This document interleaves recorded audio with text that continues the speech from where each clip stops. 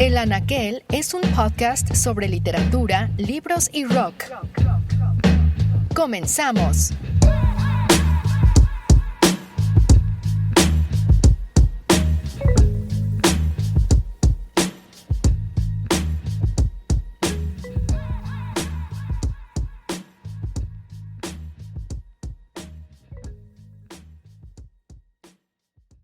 Antes de comenzar me gustaría contarles que se ha publicado mi nueva novela, Bosques que se incendian, una obra en torno a la memoria que comienza con 4 personajes varados en un hotel extraño llamado el Hotel Hilbert, en el que los huéspedes cambian de habitación cada vez que llega un nuevo cliente. Conforme pasan las noches, sus encuentros los confrontan con lo que fueron y también con lo que decidieron dejar de ser.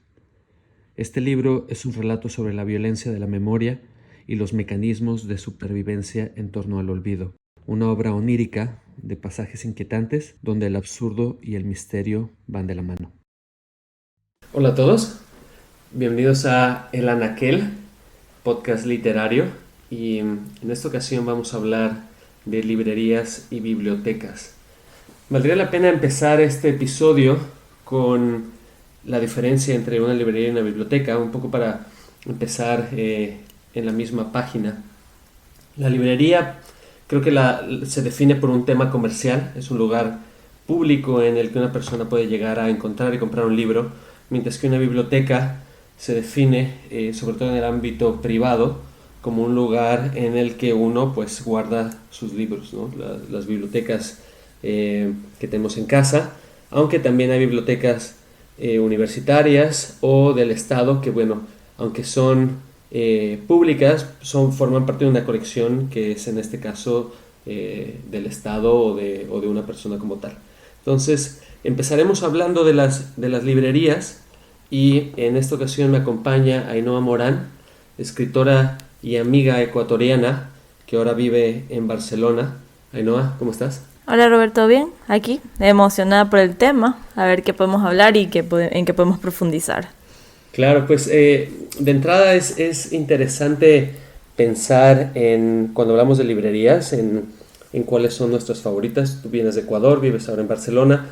Yo vivía en México, viví un tiempo en San Francisco y ahora vivo en Barcelona. Y en cada una de estas ciudades he encontrado librerías que siempre han despertado mi interés, despertado mi imaginación. Y recuerdo que tenía una novia que me preguntaba cuál era mi fascinación con las librerías, porque siempre que veía una quería entrar.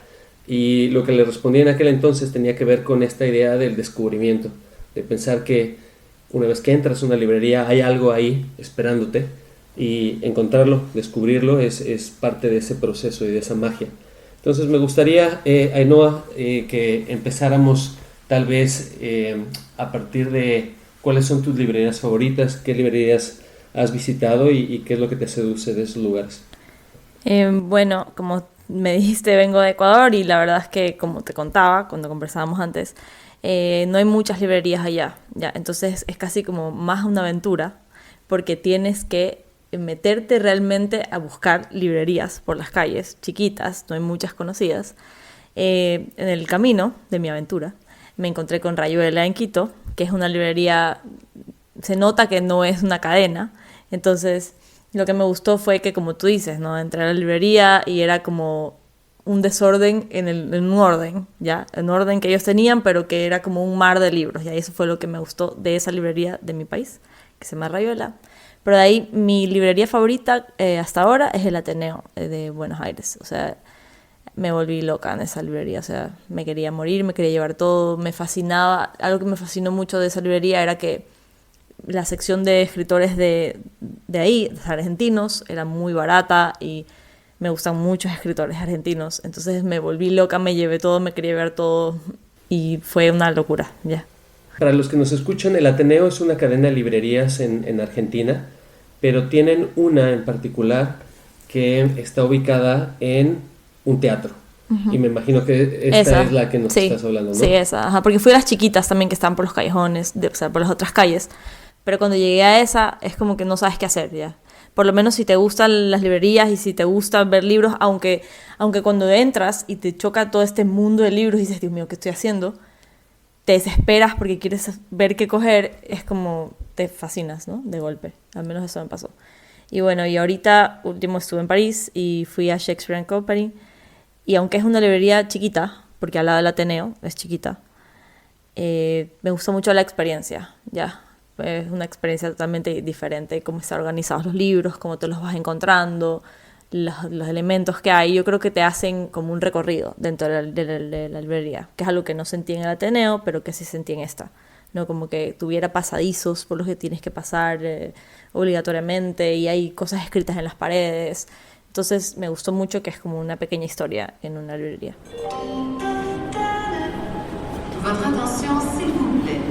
Nous vous informons que la circulation normale du RER... Shakespeare & Company es una librería en el quinto distrito de París. Además de ofrecer literatura en inglés, fue considerada entre 1919 y 1941 el punto de reunión de la comunidad anglosajona en París. Su dueña, Sylvia Beach, ofrecía no solo libros, sino el rendezvous literario de la época. Por ahí desfiló prácticamente toda la generación perdida, desde Hemingway y Fitzgerald hasta Gertrude Stein y James Joyce. De este último, Sylvia Beach publicaría el Ulises, libro que se convertiría en una leyenda literaria poco tiempo después. ¿Qué anécdotas tienes de este lugar ahora que fuiste? ¿Qué fue lo que más te sedujo encontrar en la librería? Bueno, lo que me sedujo fue exactamente eso, que yo entré y era como... Yo sentía que la librería te contaba una historia. Ya, desde que en el piso de arriba está como un cuarto de estudio con un sillón que tú sientes... O sea, si conoces la historia, si te imaginas ahí sentado a los dueños, o sea, y te dan ganas de quedarte a leer, juegan con las luces, como que sabes cuál es el spot para leer y cuál es el spot para caminarlo, o cuál es el spot para quedarte un rato y seguir. O sea, eso me gustó bastante de esa librería. Y obviamente me gustó mucho que le hayan incorporado una cafetería, porque aunque es un cliché ahí medio conocido, me parece lindo que tengas la oportunidad de coger un libro, sentarte, tomarte un café y, aunque no te lo lleves, hojearlo una media hora y leerlo y ya, y animarte a llevártelo. Achtung, Achtung, der Luftschutzwarndienst gibt bekannt. ABC-Alarm für... Se dice que durante la ocupación alemana en la Segunda Guerra Mundial, un oficial nazi entró a Shakespeare & Company y quiso comprar una copia de Finnegans Wake. Sylvia Beach se negó a vendérselo, alegando que era la única copia que poseía. 2 semanas más tarde, el alemán regresó para amenazarla. Sylvia Beach decidió cerrar entonces la librería. Almacenó todos los libros en un departamento justo arriba de su piso antes de ser aprehendida y pasar 6 meses en un campo de internamiento. Cabe mencionar que el actual Shakespeare & Company es un homenaje a la primera. Fue George Whitman el que le dio a la librería una nueva vida. Whitman era un periodista estadounidense que se inscribió en la Sorbonne gracias a un programa que permitía a los veteranos de la Segunda Guerra Mundial financiar sus estudios. Whitman abrió una librería en el barrio latino llamada Le Mistral, pero en 1964, tras la muerte de Sylvia Beach, rebautizó la librería como su predecesora. Esta es la librería que hoy conocemos como Shakespeare & Company.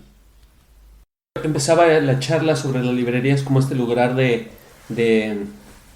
descubrimiento, pero también en cierto sentido es un espacio para replegarse, ¿no? Para salir del bullicio de la ciudad o del mundo. Y hablábamos del Ateneo.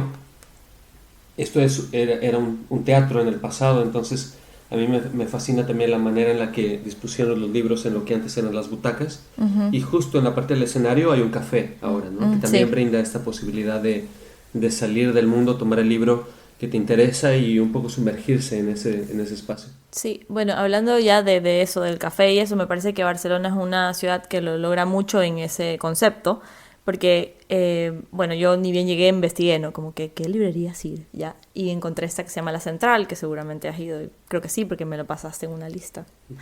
Y me encantó que te hacen recorrer toda la librería, o sea, era una librería que solo era librería, pero ahora al final pusieron esta cafetería en la que después de recorrer todos los pasillos y subir las escaleras que tienen mapas lindos así de la ciudad y bolsos de los libros y cosas así, y llegas al final a la cafetería con una terraza y te dan ganas de quedarte ahí 2 horas leyendo los libros que te fuiste llevando en el camino, ¿ya? Porque vas cogiendo, llegas a la cafetería y es como que dices, me voy a quedar aquí 2 horas, aunque te vean feo, porque no compras. O sea, pero me gusta, ¿ya? Claro. Y yo creo que eso en parte es lo que quieren, ¿no? Convertirse...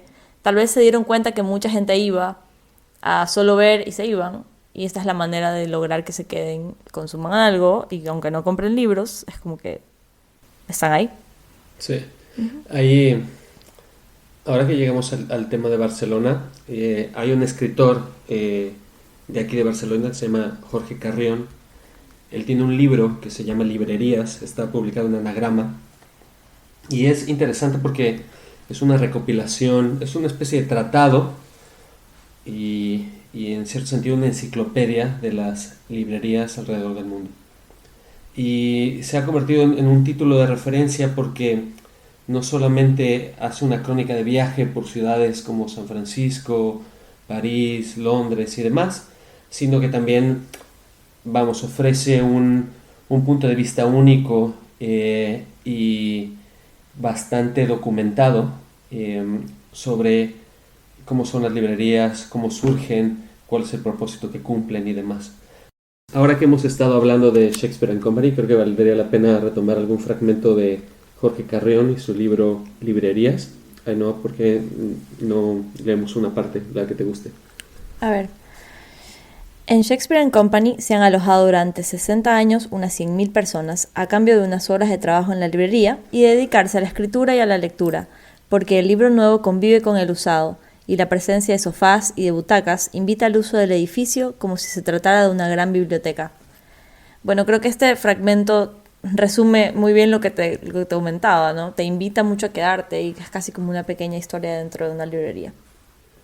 Hay librerías, como tú dices, que invitan a quedarte, invitan a sentarte, pero ¿qué hay de aquellas otras librerías que funcionan como espacios móviles?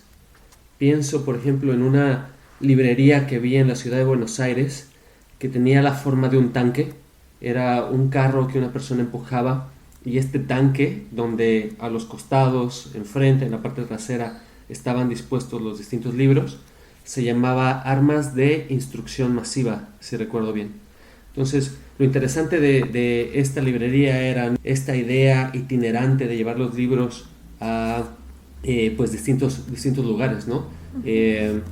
Creo que la vi en el barrio de San Telmo, pero la memoria es poco fiable, entonces no estoy seguro. ¿Has visto algo así en otros sitios, Ainhoa? Así, no. Pero bueno, antes se comentaba que ahora en Ecuador lo que está pasando mucho es estas librerías como medio nómadas, ya que no tienen un lugar y que son no de libros que vienen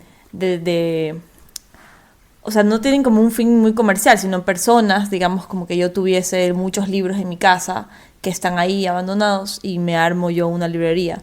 Ya, y es como itinerante porque la llevo yo a diferentes lugares, ¿no?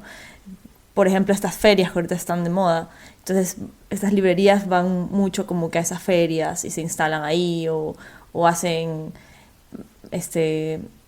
donde puedan aparecer, aparecen, ¿ya? Así como tú dices, para llegar a diferentes públicos o empezar a llegar a otras personas o que los libros no se queden estancados, ¿no? Porque yo creo que ese es el propósito de estas librerías, ¿no? Sí, que cada vez más gente acceda a ellos sin necesidad de que tal vez la gente vaya a la librería. Exacto. Pienso en un programa que vi también hace poco en la Ciudad de México donde Gandhi, una cadena de librerías muy famosa, tuvo, no sé si continúa, pero tuvo algunos libros adentro de los Uber, estos coches que puedes pedir vía una aplicación en tu teléfono. Entonces, este mecanismo también me pareció interesante porque en la Ciudad de México las distancias son grandes, pero también el gran tema es el tráfico. Y a partir de ahí, pues supongo que se les ocurrió como una buena idea brindar a la gente que estaba en el coche un momento para leer a partir de estos libros que estaban directamente en los Uber. Creo que cada vez hay más ideas como esta, también los especie de dispensarios o las máquinas automáticas donde puedes comprar libros en el aeropuerto, en los centros comerciales. Sí, eso estaba pasando ahorita. El municipio de Quito había puesto en las paradas de la Metrovía La Metrovía es como el metro aquí, ¿ya? Entonces en las paradas de la Metrovía, en lugar de poner estas máquinas dispensadoras de alimentos, ponían de libros. O era como un intercambio también, ¿no? Como que si tú te dejabas uno, te podías llevar uno, ¿no? Pero siempre como que haciendo rotar estos libros que tienes en la casa. Y como que al final están ahí abandonados, ¿no? En tu biblioteca y podrían ser parte de alguien más. Que me parece bonito. Sí.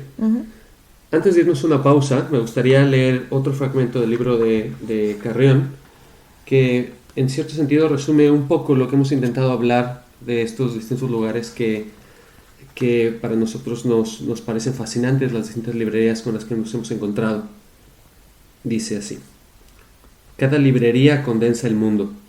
No es una ruta aérea, sino un pasillo entre anaqueles, lo que une tu país y sus idiomas con regiones extensas en que se hablan otras lenguas.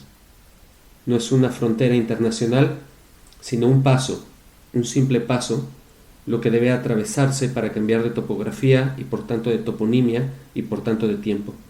Un volumen editado en 1976 se encuentra al lado de otro publicado ayer, que acaba de llegar y aún huele a lignina, pariente de la vainilla. Una monografía sobre las migraciones prehistóricas convive con un estudio sobre megalópolis del siglo XXI. Después de las obras completas de Camus, te encuentras con las de Cervantes. En ningún otro espacio reducido es tan cierto aquel verso de Foix: me exalta el no y me enamora el vey. No es una carretera, sino un tramo de escaleras, o tal vez un umbral, o quizá ni siquiera eso. Darte la vuelta, lo que vincula un género con otro, una disciplina o una obsesión con su reverso, a menudo complementario. El drama griego con la gran novela norteamericana, la microbiología con la fotografía, la historia del lejano oriente con las novelas populares del Far West, la poesía hindú con las crónicas de Indias, la entomología con la teoría del caos. En cierto sentido, lo que Carrión propone es ver a las librerías como una especie de universo, ¿no? Orwell decía que las librerías en cierto sentido son falsos mapamundis, ¿no? Tenemos un universo extendido frente a nosotros y el azar, creo, es lo que nos lleva a ciertos libros versus otros. Sí, o sea, hablando del universo, bueno, es casi lo que habla también Borges en la Biblioteca de Babel, ¿no? Que hace la analogía de las bibliotecas con el universo, y es exactamente eso, que te puedes encontrar con todo el contenido de todo el mundo. O sea, es como que el mundo en los pasillos de una biblioteca, que es algo interesante. Haremos una pausa, quédense con nosotros, regresamos después de esta canción.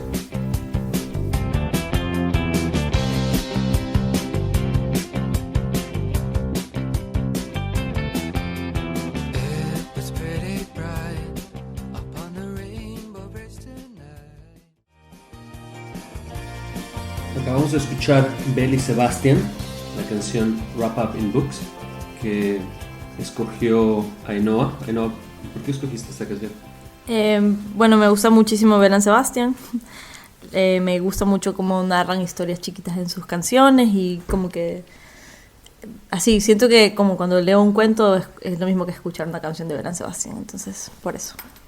Estábamos hablando antes de la canción de librerías y comentamos brevemente el libro Librerías de Jorge Carrión, publicado en Anagrama, se lo recomendamos. Es una recopilación bastante amplia de diversas librerías alrededor del mundo. Y ahora vamos a platicar de bibliotecas que, como hablábamos en un inicio, tienen un tema y un propósito más personal. Y en este sentido vamos a comentar también el libro de Alberto Mangel, mientras embalo mi biblioteca en unos minutos. Pero me gustaría empezar con algunas anécdotas, y la primera, Ainhoa, es tuya. Tú has trabajado como voluntaria en distintas librerías y bibliotecas. ¿Por qué no nos platicas un poco más de esto?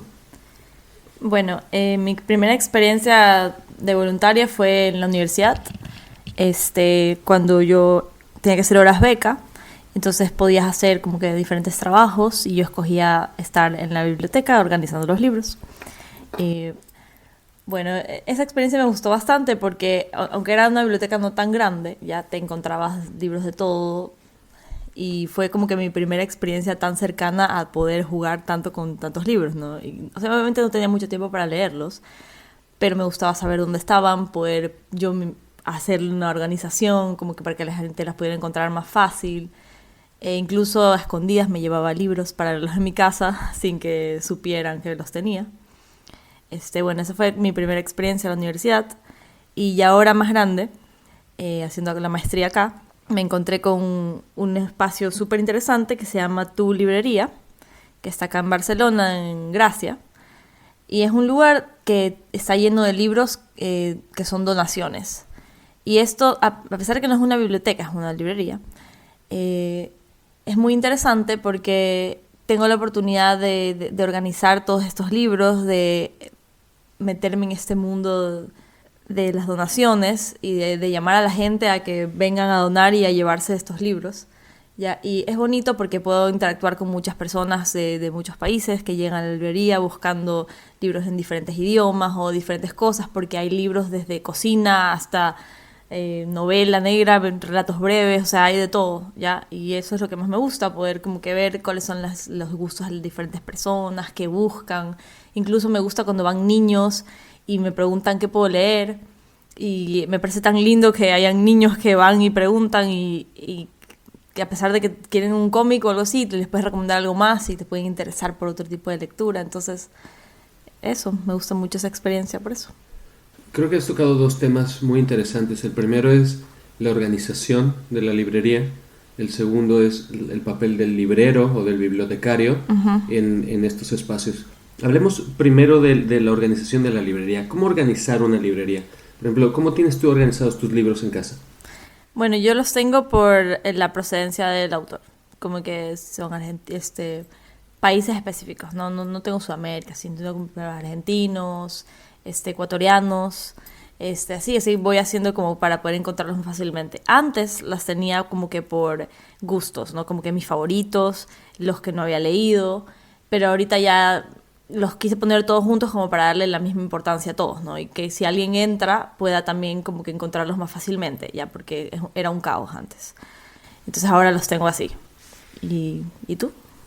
Bueno, yo los tengo también por país de procedencia del autor, pero también tengo secciones separadas que responden a temas muy específicos. Por ejemplo, todos los libros que hablan de guerra, o todos los libros que son relacionados a la pintura, o ahí en esa clasificación responden más tal vez a una temática en particular que al país de procedencia del autor. Entonces, quisiera leer un fragmento de este libro de Mangel que les platiqué, mientras embalo mi biblioteca. Me parece que es un buen contrapunto al libro de Carreón, porque este libro inicia con la pérdida del autor de su biblioteca en Francia. La pérdida en el sentido de que, sin dar muchos más detalles de qué fue lo que sucedió, Mangel dice: viví 15 años en Francia, en el sur de Francia, tenía una biblioteca donde tenía 35,000 libros, y de un día a otro tuvimos que irnos. Entonces pasa en el proceso primero de entrar, de llevar todos estos libros a cajas.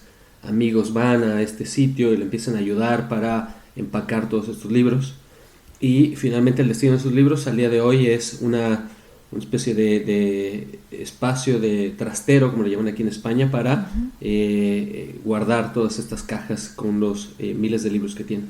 Entonces, en este proceso, o de aquí nace más bien este libro, y es un retrato bastante íntimo, y él habla de su propio proceso de organización de los libros, que me parece muy interesante y me gustaría leerlo.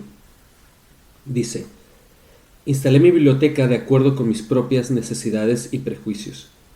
A diferencia de una biblioteca pública, la mía no precisaba de códigos comunes que otros lectores pudieran entender y compartir. Una cierta lógica estrambótica gobernaba su geografía.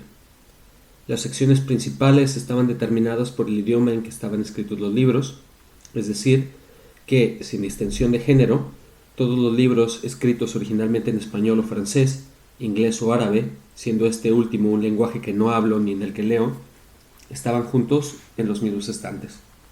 Determinados temas, la historia del libro, comentarios bíblicos, La leyenda de Fausto, literatura y filosofía del Renacimiento, estudios gays, bestiarios medievales, tenían todos sus secciones separadas. Algunos autores y géneros ocupaban un lugar privilegiado.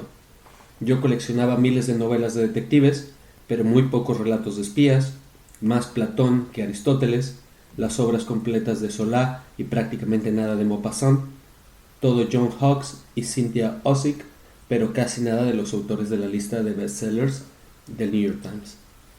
Guardaba en los estantes docenas de libros muy malos que no tiraba a la basura por si alguna vez necesitaba el ejemplo de un libro que me pareciera malo. Hay obviamente aquí un método, un mecanismo de organización que es igual de azaroso que cualquier otro. Pero hablar de los libros que leímos es al mismo tiempo hablar de aquellos libros que no leímos, las opciones que dejamos atrás. ¿Qué opinas tú del espacio que ocupan esos libros dentro de cualquier biblioteca? Bueno, primero yo creo que todo el mundo tiene esos libros ahí. O sea, no hay nadie, ni la persona más lectora, que no tenga libros que no ha leído y que sigue dejando atrás, ¿no? Como que ya los leo.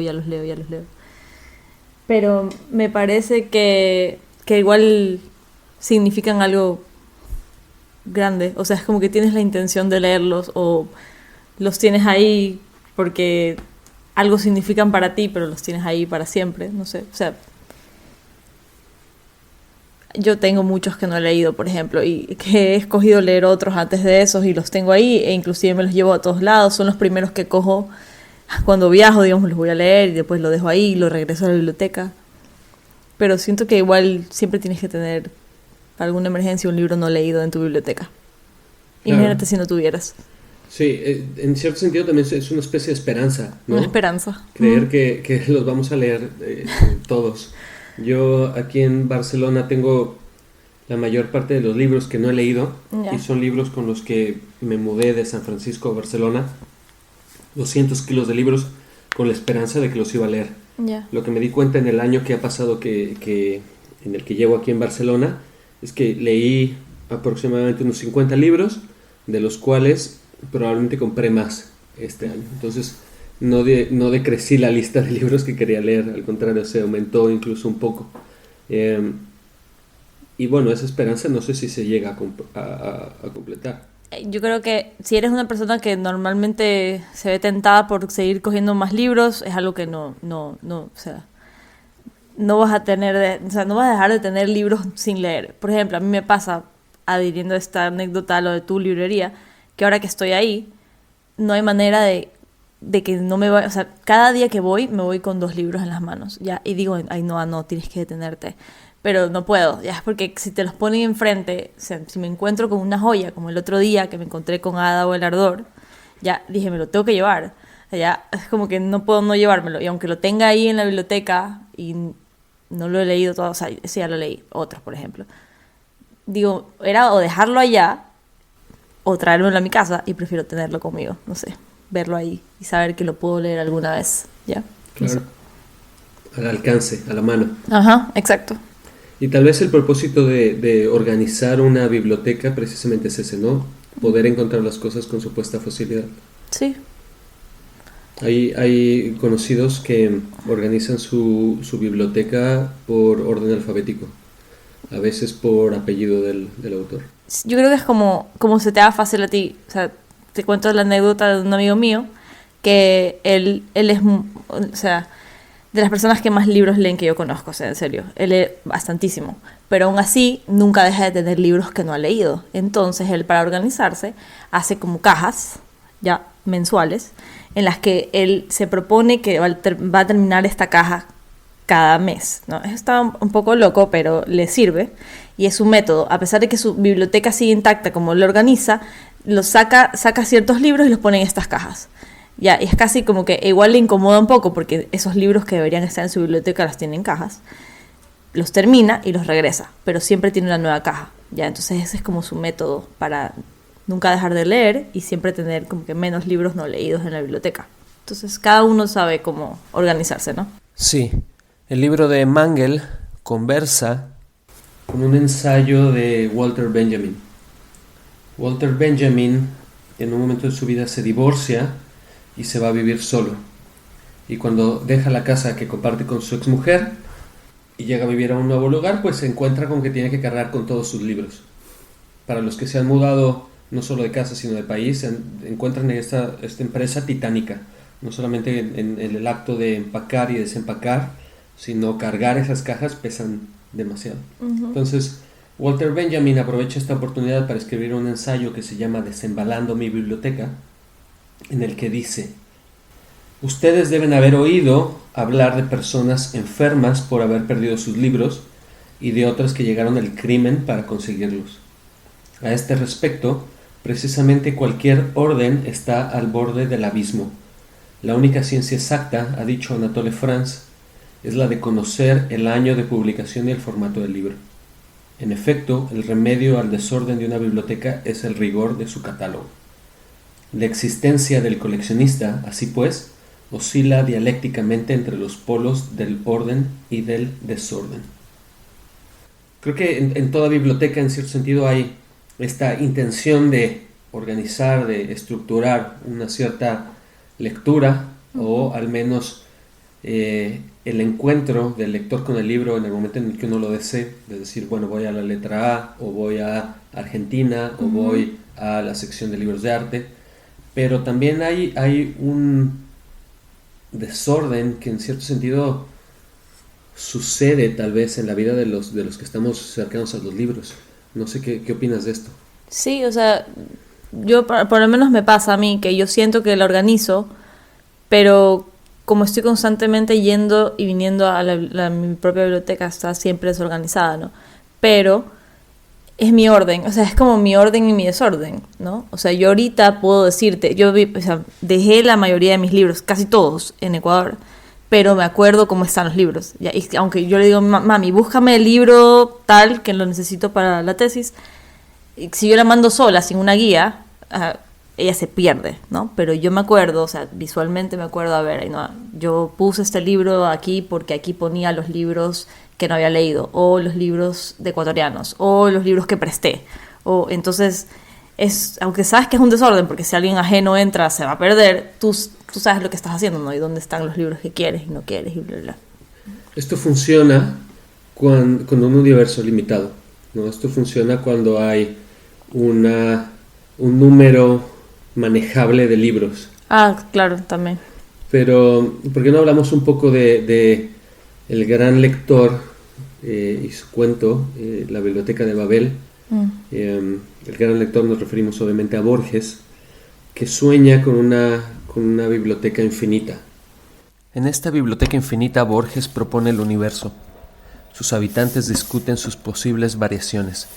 Por un lado están aquellos que, como el narrador, opinan que es interminable. Por el otro, místicos que intuyen una galería circular, reflejo de Dios. Si el universo, esto es, la biblioteca, es infinita, los libros, por el contrario, no lo son. Un número finito de letras, 25 en este caso, ofrecen, según el narrador, combinaciones interminables. Interminables, tal vez, para el humano. El tiempo es finito y la cantidad de cosas que podemos leer también. Yo he procurado rescatar del olvido un horror subalterno. La vasta biblioteca contradictoria, cuyos desiertos verticales de libros corren el incesante albur de cambiarse en otros y que todo lo afirman, lo niegan y lo confunden como una divinidad que delira, dice al respecto el propio Borges. Ese delirio es nuestro absurdo. No hay sentido y la posibilidad de que encontremos las líneas que nos hablen únicamente a nosotros es nula. Dice Borges en un momento del cuento: las vindicaciones existen, pero los buscadores no recordaban que la posibilidad de que un hombre encuentre la suya o alguna pérfida variación de la suya es computable a cero. El mito del hombre del libro, ese libro que es un compendio perfecto de todos los demás, recrea en cierto sentido el árbol del conocimiento bíblico. Esto, sabemos, nos está vedado. El conocimiento, entonces, es inabarcable. Es un poco de lo que hablábamos antes, ¿no? Como una biblioteca que se convierte casi que en un universo, ¿no? En la que puedes encontrar la historia de todo. Lo que más me gusta del libro es la parte en la que habla del cuento, es la parte en la que habla de estos libros que tienen como que toda la información de todo y que los seres humanos se sienten felices de saber que podrían poseer estos libros. O sea, lo que me gusta de las bibliotecas y de esta en particular es que le da cierto poder a la humanidad, ¿no? Tú sientes que tienes todo el conocimiento, ¿no? Y eso es algo que es lo que va también alrededor este cuento, ¿no? Es impresionante la manera en la que empieza en ese sentido. El universo, que otros llaman la biblioteca, se compone de un número indefinido y tal vez infinito de galerías hexagonales, con vastos pozos de ventilación en el medio, cercados por barandas bajísimas. Y bueno, de ahí empieza a explicar un poco la biblioteca y cómo es. Pero hay una historia curiosa que Borges discute en este cuento y que también utiliza en otros de sus textos, y esta idea de que el lenguaje al final es finito, las combinaciones de lenguaje son finitas. Y en esta biblioteca infinita, tal vez lo que sucede es que hay muchos libros que en cierto sentido son el mismo libro. Creo que es interesante esta discusión porque al final del día, cuando nos acercamos a las bibliotecas, tenemos en cierto sentido la ansiedad de los muchos libros, ¿no? De lo que hablábamos hace un momento, de todo lo que no hemos leído, pues nos acercamos y tenemos esos libros en las estanterías con una especie de esperanza de que lo podremos leer. Y sin embargo, cada año se siguen publicando nuevas cosas.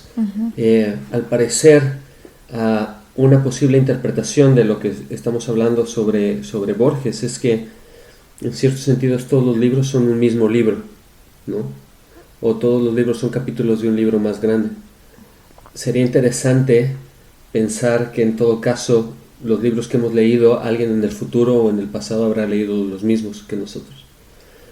Sí, o sea, hay una parte que me parece también que complementa lo que yo te decía, que igual para mí, oh Dios mío, para mí es eso. Lo que yo te hablaba de esto de que la gente sigue cogiendo muchos libros a pesar de saber que no los va a leer, y es esta ansia de las personas de poseer todo el conocimiento, ¿no? Como tener una biblioteca muy vasta, muy llena de libros, como para asegurarse que van a tener un conocimiento pleno de todas las cosas del mundo. Aquí, por ejemplo, dice, cuando se proclamó que la biblioteca abarcaba todos los libros, la primera impresión fue de extravagante felicidad. Todos los hombres se sintieron señores de un tesoro intacto y secreto. No había problema personal o mundial cuya elocuente solución no existiera en algún hexágono. Es como saber que vas a tener todo el conocimiento pleno de todo el mundo, ¿no? Por una biblioteca infinita. Claro, y en el pasado el conocimiento también ha sido utilizado como una manera de demostrar cierto poder. La primera biblioteca de la que sabemos se tiene registro, una biblioteca importante me refiero, fue la Biblioteca de Alejandría, de la cual hay pocos registros.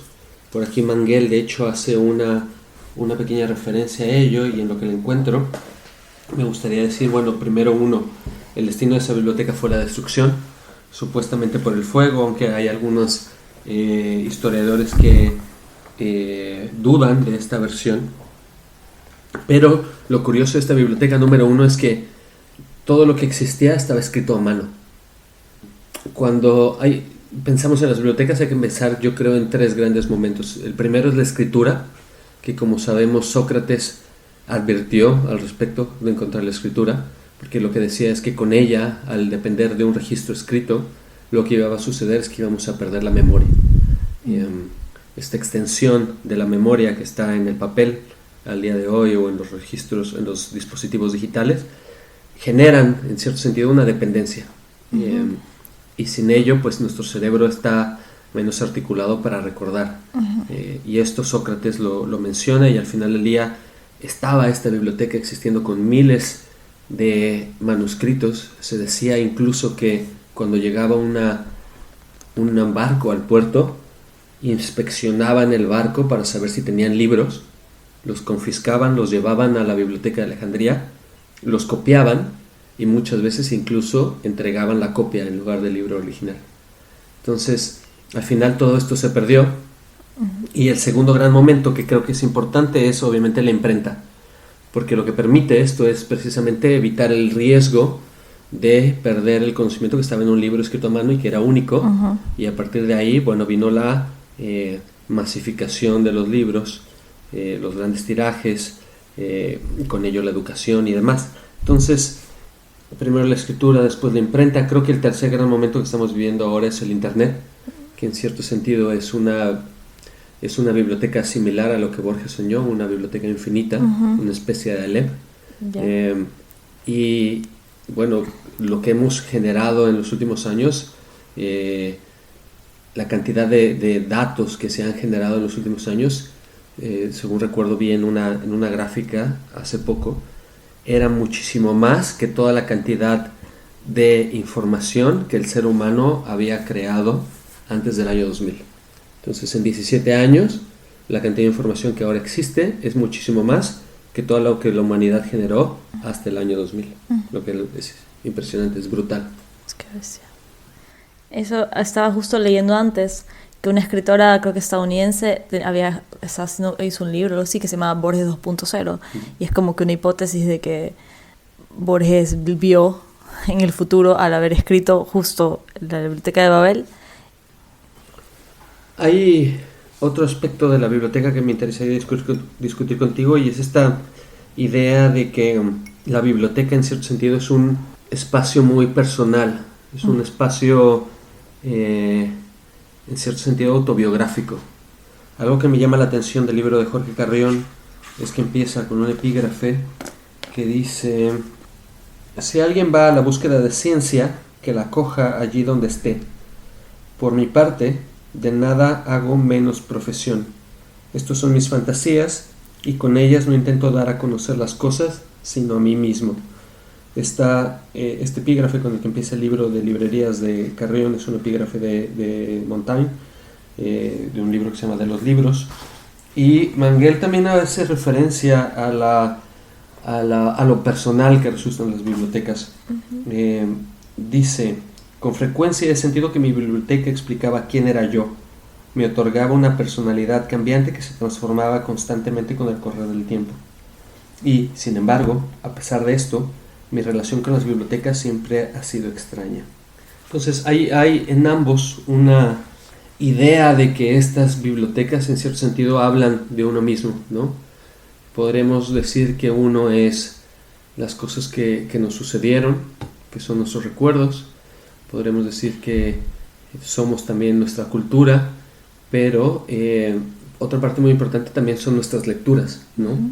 Entonces, a ti, Ainhoa, ¿qué lecturas de tu biblioteca crees que son parte de tu autobiografía o de tu personalidad o de quién eres al día de hoy?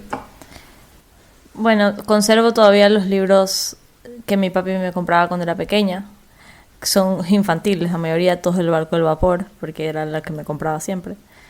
Y a pesar de que son libros que sé que no voy a volver a leer porque son infantiles,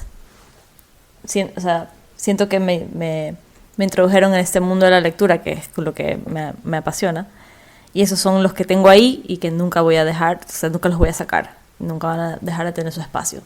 Por ahí, por ejemplo, a medida que fue creciendo, me compré muchos libros en inglés también, porque a mí me gusta mucho leer sobre música, ya, y me gustan mucho los Beatles, que es mi banda favorita. Entonces me comencé a comprar muchos libros en inglés de música, de los Beatles, de los Rolling Stones.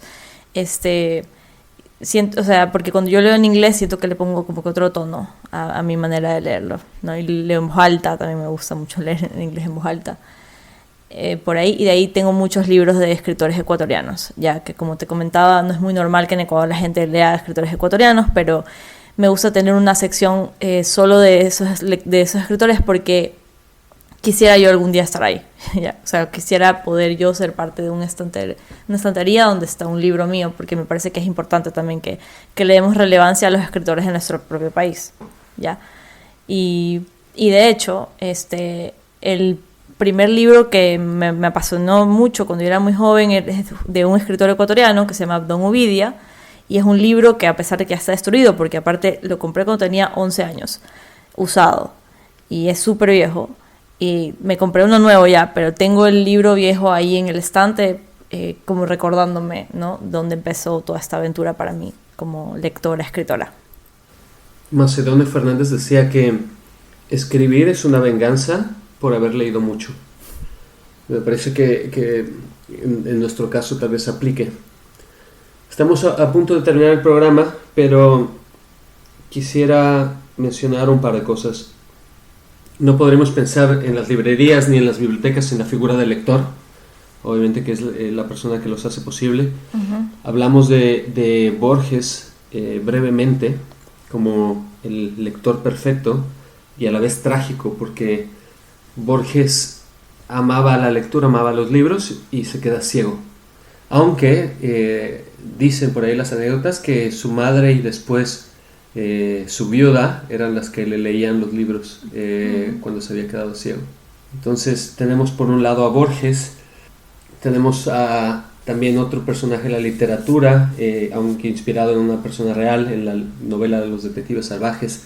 Está este personaje de Ulises Lima que se mete a la ducha con los libros, y Arturo Velano, el personaje que representa a Roberto Bolaño, se enfadaba porque encontraba sus libros mojados y decía, bueno, ¿qué pasó aquí? Y lo que sucedió, o lo que un día se dio cuenta, es que Ulises Lima entraba a la bañera y bueno, en la regadera estaba leyendo, y es esta idea de no querer parar, ¿no? De estar leyendo todo el tiempo y tratar de abarcar la mayor cantidad de libros posibles de estas bibliotecas infinitas o librerías infinitas que ya hemos hablado.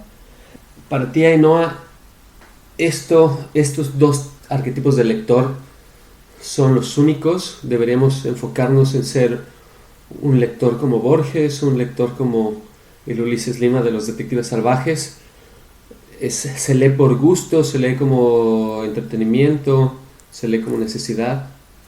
En mi experiencia, yo leo no sé si por necesidad ya, pero por desconexión.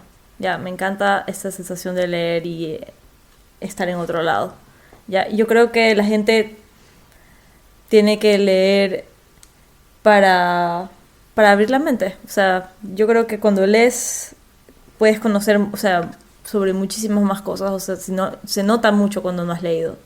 Eso al menos me pasa a mí. Se nota mucho cuando hablamos de ciertos temas y como que no hay mucha apertura sobre ciertas cosas. O sea, yo siento que la gente tiene que leer para poder ver otra perspectiva del mundo, porque yo sí creo que cuando lees te transportas a otros lugares y a otras culturas y abres la mente. Entonces, para eso más que nada. Javier Cercas, en un artículo que leí hace poco, hablaba precisamente de esas dos ideas de para qué servía la lectura. Una de ellas, que tal vez sea el lugar común, es que la lectura nos hace mejores, aunque no necesariamente esto es cierto, por el simple hecho de que hay gente muy culta que ha cometido grandes horrores. Pero por el otro lado, y la opinión que él daba y con la que comulgaba era precisamente lo que tú has dicho, que la lectura lo que nos permite es ensanchar nuestro mundo, tener una visión más amplia del lugar en el que estamos y el tiempo en el que estamos. Entonces, con esto nos despedimos. Ainhoa, muchas gracias por acompañarnos en esta segunda temporada de El Anaquel, antes Rock and Read, como pudieron escuchar tal vez en los programas previos. ¿Algo que quieres comentar para finalizar?